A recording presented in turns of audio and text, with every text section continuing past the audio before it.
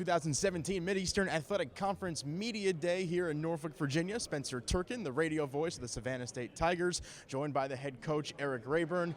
We're finally here. Camp opens up next week. A lot of excitement in the air, especially with your Tigers program. Coming off a 3-win season, what has been the chatter amongst a lot of the folks here at Media Day?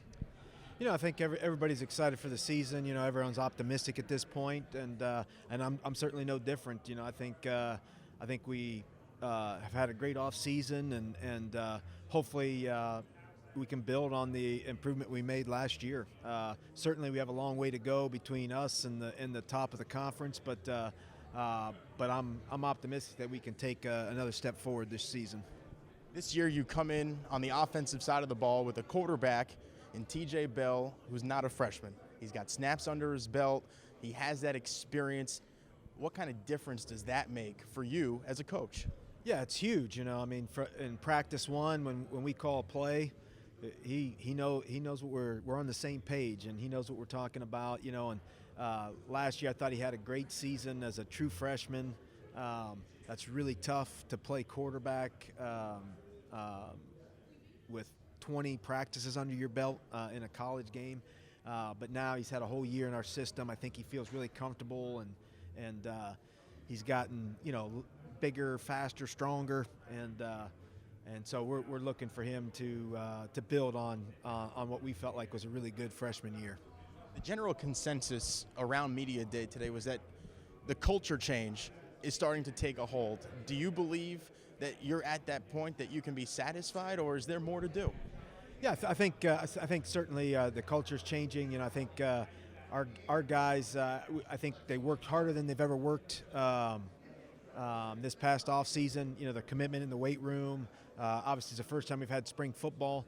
But I would say the greatest example is what they've done in the classroom. You know, this was this past year's the highest APR score Savannah State football has ever posted. And so I just think the commitment level is at a higher level than it's ever been. You and I are sitting here actually looking at the Celebration Bowl trophy from just a year ago.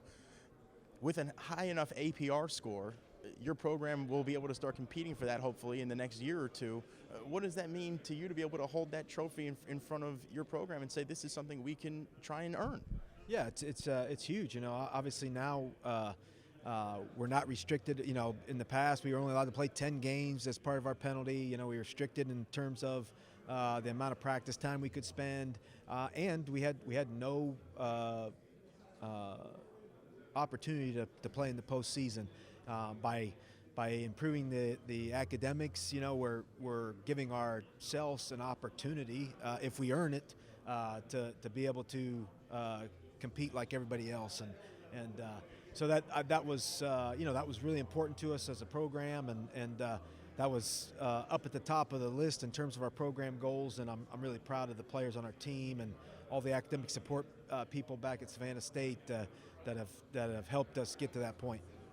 A lot of new faces around the program as well this year. You and your staff went out recruiting, tried to keep it within a radius that was near Savannah, and you did a nice job of that. 19 guys from the state of Georgia. What does it mean to have all those home state football players on that roster?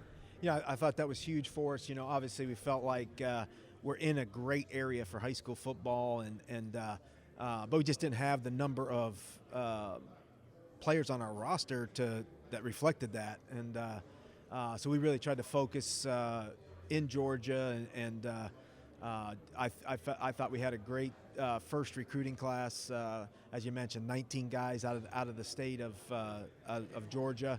Another one in Hilton Head, South Carolina, which is 45 minutes to an hour away from us. So we feel like he's kind of a local guy, and then we signed 5 guys from Jacksonville, which is, as you know, just a short drive from campus. So we feel really good about the guys that we're bringing into our program, and you know, obviously they're young and inexperienced, but we think they're hardworking, talented young guys, and if we do a great job as coaches helping them to make that transition, I think they can make a contribution right away to our program. What is the adjective that you would like people to use when describing your team this season? You know, I want people to feel like we're more physical. You know, I felt like, particularly up front, we were kind of outmanned last year and didn't play as physical as you need to be successful in this league. And so we tried to address that in recruiting. We signed 6 offensive linemen and 4 defensive linemen. And so we hope that when people watch us play this year, the first thing that's going to come to mind is that, hey, Savannah State is more physical than they were a year ago. Coach, appreciate the time. Good luck in camp, and we will see you back in Savannah. All right, thank you. That'll do it from here in Norfolk. Stay tuned. Plenty of coverage coming up throughout training camp as the Tigers get set to take on the Mountaineers of Appalachian State on September 9th.